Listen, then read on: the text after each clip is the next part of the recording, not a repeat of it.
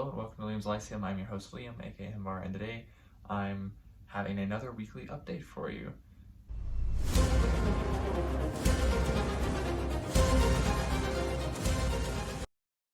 So this is Liam's Leapings 3.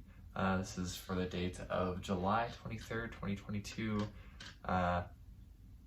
Sorry, I'm in a kind of a different venue. The lighting's not as good, so hopefully it's okay though. Hopefully the audio is fine as well. I mean, my audio is never that great anyways. But I'm just gonna go over some of the things I did this week and some of the things I should be doing next week. My chair is squeaky. The place I normally record is kind of the office, but it also acts as the guest room, and my mother-in-law is visiting, so she is sleeping in there. So I guess, let's see, I actually had a lot of videos come out. I had one that's not listed, I did for a class. I had a short come out for announcing the buddy read for next month, which is The Golden Key by Melanie Ron, Jennifer Robeson, and Kate Elliott. It's a big standalone. And then I had a review for Our Lady of Darkness, Eversion, and The White Rose. Next week, I don't even remember. I think The Vanishing Tower comes out maybe on Monday. And I'm not sure it comes out on Friday for the reviews. And on Wednesday, I should have my thoughts on From Elfland to Poughkeepsie go up. The essay by Ursula K. Le Guin. I already did one for On Fairy Stories. Those are my first two videos for fantasy essay videos. I will be filming the third one next week on Tuesday. I'll be talking to DJ Butler about his essay, Magic Systems Aren't Magic, which is quite a different essay. It's very recent compared to the other ones that I'm looking at. Only a few years old. You can find it on Bane's website, by the way. So I'm going to be talking with Dave Butler about that because he's kind enough to come on and talk to me about it. So that one will be a little different than the other ones. So there's that. As far as reading goes, or went this week rather, I finished Crossover, right here. I have it. The first Cassandra Krasnov novel. This was really good. I had already been reading it for a week before I finished it. So I finished it Saturday. So when the last week's video came out, really stinking good. I stayed up late to finish it. The ending is very well done, very action-packed, very heartfelt. It works very well as a standalone as well if you don't want to read all 6 books. I think the other ones work pretty well as standalones too, as far as I'm aware, but I do have a copy of the second book. I think I showed that in last week's video, Breakaway. So I'll get that at some point. I also read 2 more stories in A Merchant in Oria and Other Tales by David Wiley. I only read 2, and I think I read these as well on Saturday, so it's been a minute. I've kind of like been going through so many things. Like I haven't finished like almost anything. I think Crossover is the only thing I have actually finished, which is really low compared to what I normally do. But Words Like Rain I finished, and I think The Best Birthday. I'm pretty sure, yeah, because I had only read the first 2, I think. I don't know. Words Like Rain was a really good one, actually. It's pretty interesting. Takes some interesting ideas and kind of turns them like into literal like concepts. So the next is The Portentous Passenger. I thought I'd have read that one by now. There's other things back there that I thought I would have read as well, and I didn't get to. So I'm also almost done with Leoness. I didn't work a lot this week. I'll be working more next week, so I'll almost certainly finish Leoness probably on Monday. Because I'm listening to it actually, so I get a lot more listening done when I'm working, because my job lets me listen to stuff like that. So this is book 1 of Leoness. It's Soldier's Gardens also. This is a lot more tragic and just messing with my emotions than I would have expected. It does read very much like Vance, so I'm really enjoying it. Jack Vance is great. He's definitely not as popular as he deserves to be, and Raph from Raph Blue Tax is definitely promoting Vance a lot, I feel like, recently. So, and then otherwise, I am like about a third almost through The Last Keeper by J.V. Hilliard. I was reading this one last week as well. Going very slowly through this one. Sometimes it's only like a chapter a day. I'm enjoying it. It's decent epic fantasy. I actually really like the feeling of it, the atmosphere. I was nice enough, Hilliard sent me a copy actually, so this is signed. So I will have a review for this. I'll actually probably be talking, or I should be talking to Joe, I think is what the J stands for, so Joe Hilliard, whenever I finish this. But again, my reading has just been so all over the place. I don't know, like I have finished almost nothing, which is odd. In some ways, I feel like I actually have less reading time now that school's over because I'm at home more doing summer things rather than fitting in reading around homework of sorts. So I am almost done with Swords and Ice Magic by Fritz Leiber. I started this one this week. I have about 40 pages left. This one's pretty interesting. I actually really like it. A lot of people seem to like this one less than the first 5. I'm enjoying it about the same. I mean, it's not as epic so far, but it's just as funny, I feel like. There are some things, for example, like there's rape in this one. It is a little bit more heavy on the sexual content, which I think is what some people call old man Leiber. He's getting rather old by the time this is coming out, and this stuff is written after his wife has died, so she's not like toning down his, I don't know, female characters or something. But ignoring that, I really like Leiber. At his core, he's a really good writer. So this one should be finished soon. Besides that, let's see. I read an article, New Edge, Sword and Sorcery, Some History and Some Quibbles, I think, by Jason Ray Carney. I think it's on Spiral Tower Press's website. I think. I don't actually remember. It might be on like Blackgate or Deep. I don't know. I think it's on Spiral Tower because that's what Mr. Carney's or Dr. Carney is he owns it, I think, or runs it. So that was pretty interesting. One of the things I thought was really interesting, actually, it's a pretty good essay. It's about 5,000 words, I think.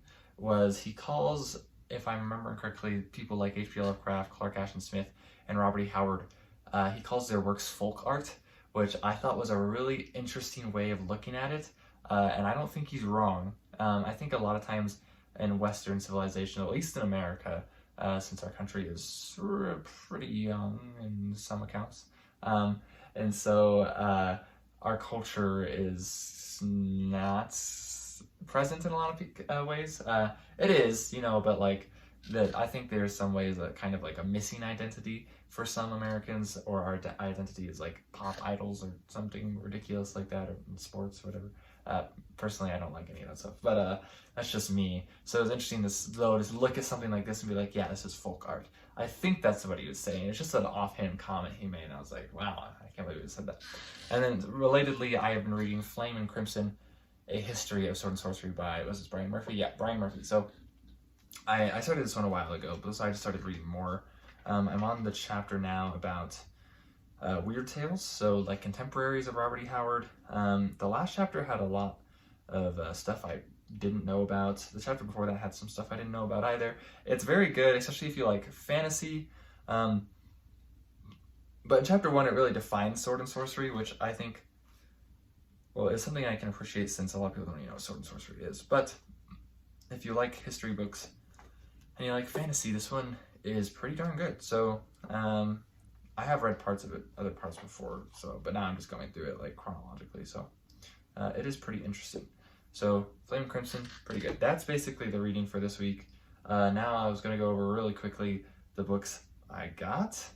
So I got The Final Program by Michael Moorcock. This is one of 4 in the Jerry Cornelius Quartet or Tetralogy. I hear it's really, really, really weird. This is a UK version. I hear the UK version is unedited. Well, I think some of the original American versions are edited. I can't speak.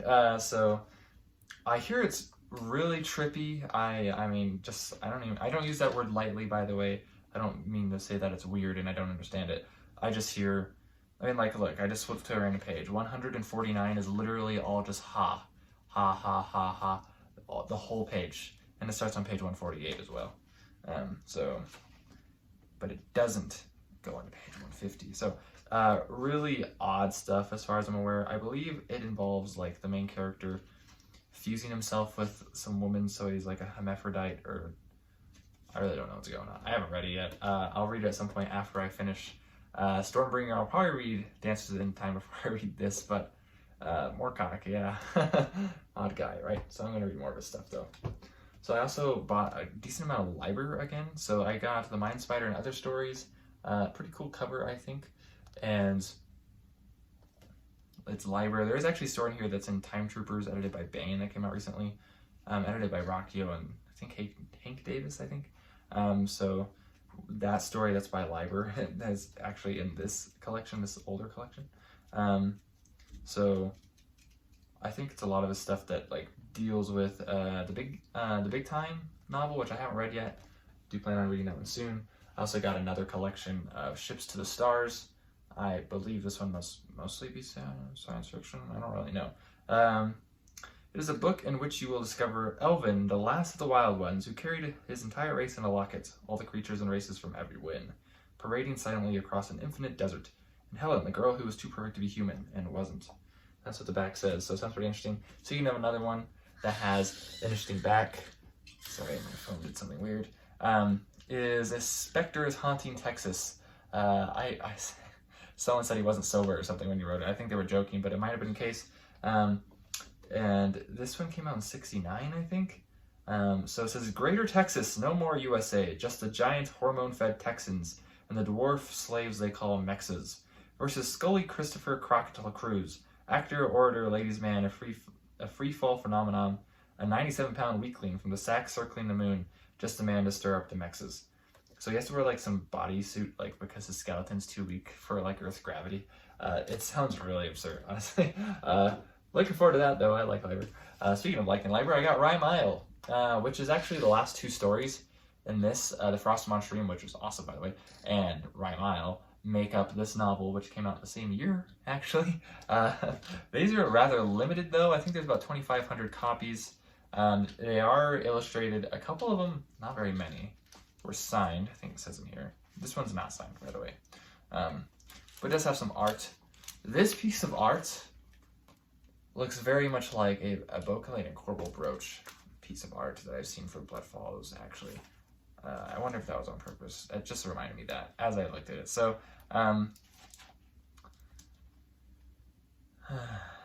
Anyways, so there's that, Rhyme Isle. I love this cover. It's stinking awesome. It's got the Frost Monstream on it. So, yeah, awesome stuff. That's the last of Liber, as far as I'm aware. So then I got The Desert of Souls by Howard Andrew Jones. I read his Ringsworn trilogy. Really enjoyed those. This is older. This is from 2011, I think. It's from the same press. I found it used. There's another version that has like a rather ugly cover, but I really love this cover. So he actually just got signed to Bane to write 5 Hanover. I don't know how to say his name, but he's some sword and sorcery character that's seen publication and things like Tales from the Magician's Skull. But Bane is finally getting really rather, because they're a little bit into it already, into the sword and sorcery action, since sword and sorcery has been mostly, I don't want to say completely dead, but rather not popular since like the late 80s. Speaking of sword and sorcery, I got DMR's Terra Incognita, Lost Worlds of Fantasy and Adventure, stories by Howard Andrew Jones, guy I just had a book from, Adrian Cole, S.E. Lindbergh, Milton Davis, J. Thomas Howard, John C. Hawking, David Smith. So I've heard of all these. They're all pretty big, popular sword and sorcery authors, contemporary, right now. I don't think I've actually read anything by Cole, Lindbergh, or Davis. I have talked to Lindbergh on Discord before, though, and I've read stuff by the other ones. So all seem pretty interesting. It's about 200 pages, and I think it's 7 stories. So I think I'll probably be reading this one soon. Yeah, so also A Book of Blades, which I think is the most recent one of these books I just got. This is from Rogues in the House podcast, or whatever, a sword and sorcery anthology, yeah, from the Rogues in the House podcast. So this one has stories by John C. Hawking, Chuck Clark, L.D. Whitney, T.A. Marketon, Howard Andrew Jones, A.B. Adams, and R. Van Stratton, Jason M. Waltz, S.E. Lindbergh, J.M. Clark, Matthew John, Scott Odin, Nathaniel Webb, Cora Bullard, Jason Ray Carney, John R. Foltz. So I'm familiar with a lot of those people in there. I'm not familiar with some of them. And yet another one, A Book of Blades. It's The 10 Tales of Slashing Swords and Sinister Sorcery by Flinch Books. This one came out, well, you know what, maybe early this year or late last year. I can't remember, actually. Looks like late last year. So this one's got a Cliff Biggers, James Tuck, Paul McName, or I don't know how to say his name actually, Dean Ritzlin, James Moore, and Lutz, Charles Rutledge, Stephen Shrewsbury, and Adrian Cole, Frank Schildener. So I've heard a couple of them. Less, I've heard less of them actually than from the other ones. But So then I also got another copy of Tales from the Magician's School issue 6. I have one. No clue where it is. These are like the one things I can't find since I moved in January. So I got another issue. So because after I finish Swords and Ice Magic, I'm going to be reading The Knight Knaves of Sword, which is the final Fall from the Grey Mouser story, like book by Leiber. Came out in 88. He died in 92. I found out yesterday there is a pastiche from 98 by Robin Wayne Bailey called The Swords Against the Shadowland, I think, which I'm interested in reading. And then there's this story, Nathan Long. Though apparently issue 9 of Tales from the Magician's School will have another Fafhrd and Grey Mouser pastiche, so that'll be the third pastiche authorized by the Fritz Leiber estate since Leiber's death in 92. No ETA really on when issue 9 will come out because of printing delays. And I don't know who's writing it, actually. It might not be Nathan Long. It might be Nathan Long, though. I don't know. And also, just for funsies, I haven't been able to play like any tabletop games since like January. Before that, it was several months again. But I did get the 3rd edition of Hyperborea this week, which are just awesome. Looking sneaking great. I supported the Kickstarter. So it says Sword, Sorcery, and Weird Science Fantasy, Hyperborea. It used to be called, it still says it on the back. Astonishing Swordsmen and Sorcerers of Hyperborea. So, I wonder, I don't know. Just the front cover just says Hyperborea. They look awesome as hell. So, to be honest, they look definitely Clark Ashton Smith, Lovecraft inspired. So, it's about like a little floating like hexagon or something floating out like by Saturn on the map, so you can see Saturn in the background. So that's the books I got. I got a lot this week. Oh yeah, other exciting things, just so I can finish this up real quick. I did start another thing. I started writing something else this week. I'm about 9,500 words in. I had read a lot of cyberpunk recently.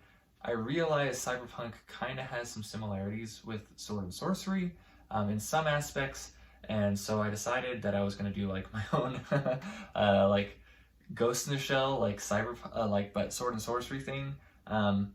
More on that as it comes around. I mean, I don't know if I'm ever going to get the same published. I'm trying to finish it first. I don't really know how long it'll be. I did outline it. That's the first time I've ever outlined anything. So it'll be interesting to see how long it comes out to be. I'm probably about halfway through, if I were to guess. I'm almost at 10,000 words, so it might come out to be like a novella length. We'll see. So I haven't written a lot in it the past couple days, but it's moving along.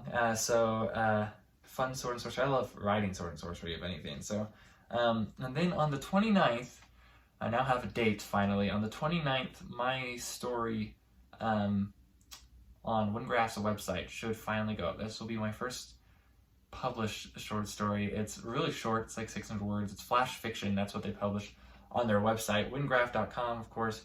Wingraph is a cozy fantasy magazine. Their first issue came out in May. I do have a copy of that, actually, and they open up for submissions for issue 2, I think, in August. But my flash fiction piece will go up on the 29th, so a week from yesterday, if you're watching this on Saturday. So, which is pretty exciting. I think I might read it at some point. It's inspired by one of these David Wiley stories that I read several months ago. The first one in here, and what is it called again? It's called Lost in a Familiar Place. So it's inspired by that, plus things like The Hobbit, and then a lot of my own stuff in there. It's not normally what I write. I did it mostly as an experiment. I mean, I don't write a lot of what I would call a cozy fantasy. I definitely don't go out of my way to write cozy fantasy. But it fits, I guess. So hopefully that's enjoyable. Like I said, I would like to maybe read it, so I can just, narrate it for you here. I'll fit that in somehow. We'll see when that happens, but yeah, so that's pretty exciting, I think. I'm excited, even though, I do get money for it, not very much, but I guess I don't really need to talk about that right now or whatever. So that's my week, basically. That's a lot of stuff. Again, hopefully the setup's okay, hopefully the sound is okay, but I will catch you next week. Hopefully you enjoyed this. Tell me what you did this week with your reading or with other things, and how your life is going. Just let me know. This is Liam with Liam's Lyceum. I'll catch you next time.